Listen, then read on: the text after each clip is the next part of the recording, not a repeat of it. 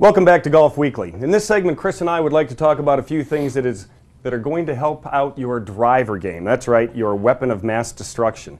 Chris, I see you brought a few toys for us today. I'm holding actually the size head that most people have today, about a 440 or 460 cc head. But let's break out right now and take a look at a club that really is just barely outdated, but was very popular back in the late 90s. We'll even give you guys a little show. The old Callaway steelhead compared to the size of the club we have today. Obviously, we have quite a difference right there. Right.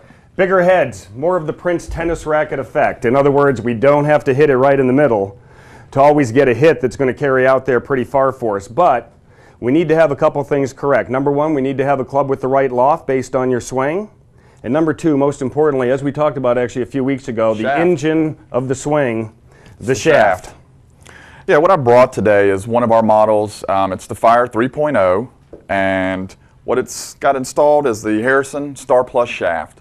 What makes this shaft good for a beginning golfer or a higher handicap that has that problem of getting the ball up in the air and then maybe not be in the right position at impact. But this shaft's got a low kick point designed to get the ball up in the air. A little bit higher, a little more beneficial for us. 4.8 degrees of torque. Won't go too in depth in torque, but somebody with a slower club head speed, that's going to help keep that club a little stable to get it into position. And weight, this one's at about 76 grams, so it's not quite the lightest. Not the lightest out there. Usually you can find something if you're going for real light in the 50 to 55 gram area. Exactly. This driver, come by the store, we do a full fitting on it, $139. And one of the things that you have on this club, as I was looking at before we came on, and it's very important for you to keep this in mind. Grip size. Most of the grips that will come for in-stock, in-store clubs are really built for hands that are small, men's medium, men's cadet medium, standard, even undersized gloves. Okay, if you wear a glove that is anywhere near medium large, large, or extra large, you really need to consider getting yourself a bigger grip. This right here is this a jumbo? This is a Lambkin jumbo. I wear a men's large glove. You know what they say? Big hands, big glove. Hold that for 1 sec for me. Okay, and as you can see, my hand fits around it pretty nicely here. My fingers are just touching. If your hands are coming and they're overlapping or scrunching like that, your fingers are falling into your palm. There's no doubt that the grip is too small for you. What'll happen at impact? If you don't hit the ball right in the middle of the face, not only with your driver, but when you're hitting the ball off the ground or even out of the rough, you're going to get some twisting and torquing of that club head because it's going to shift in your hands, and that's going to cause a wayward shot. And Lord knows we don't want any wayward shots, especially not out of the weapon of mass destruction. Right? Exactly. Next club up is another one of our models. It's the FBS. This time, a little more expensive shaft. This is the Harrison. Bumping it up a notch. Just bumping it up a notch. This is the Harrison, the Mugen Black prototype. This shaft is 64 grams. Like we discussed earlier, a little lighter weight. Medium kick point. It's going to help start to keep the ball down a little bit more because the stiffer the shafts get, the higher the kick point generally goes. So the player is controlling the ball more as opposed to those with slower swing speeds. Need the club to help them out a little bit more, and that's what the lower kick point does. Exactly. And the last thing is 2.7 degrees torque. Not quite as much torque, so if you don't hit it in the middle, it's going to stabilize itself a little bit more and hold its line. And generally when you get down around 2.0 or the 1 point somethings, when you hear about torque, those are the shafts that tend to get not only a little bit more expensive, but they're a little stiffer, a little bit more resistant to an offline hit because they need to be because the person swinging that club has more speed going through. This shaft, $150 upgrade. Ooh. So, but it's for the better player. It's for that guy that wants to control the ball. You get what you pay for, right? You get what you pay for. Exactly. Let's talk about a few of the things you can do to help yourself hit the driver a little bit better. If you'd be kind enough to hold that for me. I'm going to grab some of my little toys I have right here. I don't think there's any doubt in anybody's mind that right there in the middle of the club where the red dot there is where we're trying to hit the ball, okay?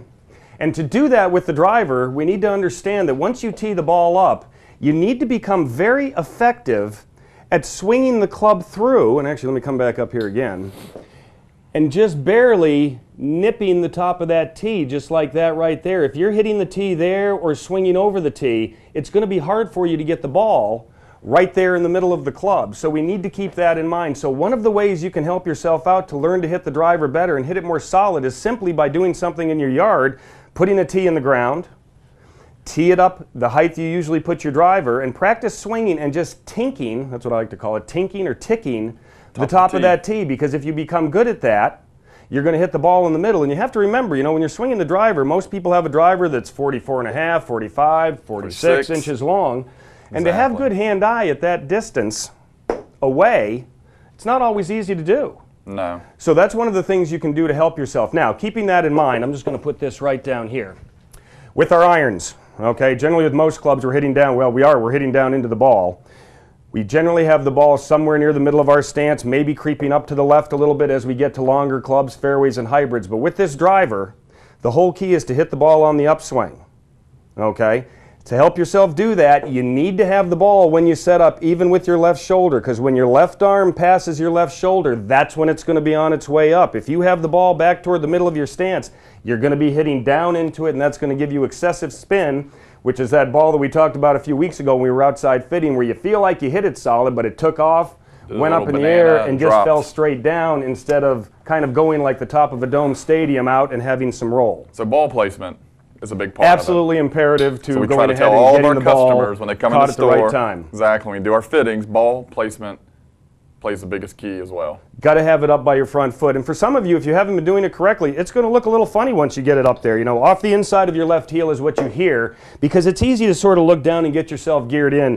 But really, we want it about even with your left shoulder. Because like I said, the minute the arm passes by there, yes, right here in the crease, that's when the club is going to start up, and that's when you want to catch the ball. This tool right here that I have, this is actually the power hitter. Momentous Golf makes this. Some of you have seen it before on the ads on the infomercial on the Golf Channel. This is a heavier driver that we have our students at the Junior Players Golf Academy and the Island Golf Schools work with to help them increase their speed and their control. Being a little bit heavier, what this club does is it helps kind of get all the muscles together in a group. It gets them working together because the weight of it makes the body get a little bit tighter. So what we'll do is have them hit 10, 12 balls with this, and if you'd be kind enough to hold that. You got it. Then we take out the speed whoosh here. As you can see, this has a little bit of to it right here. Very, very whippy. And then we have our students, after they've swung the power hitter, a little heavier, they've got the feel of what it is to have everything working together. They take this and start making some swings, and this is obviously very light. You start with this ball up here up top, and when you swing, as you can see, I wasn't going to follow through there and get you. But you can see how this ball shoots down at what you want to be the proper time for release, which is down here at the ball, and it really helps you to accelerate things going through. I noticed it's got a training grip on it. It has a training grip on it. It's another great feature that this club has to help you not only get your hands on it right, but to get the club nice and square.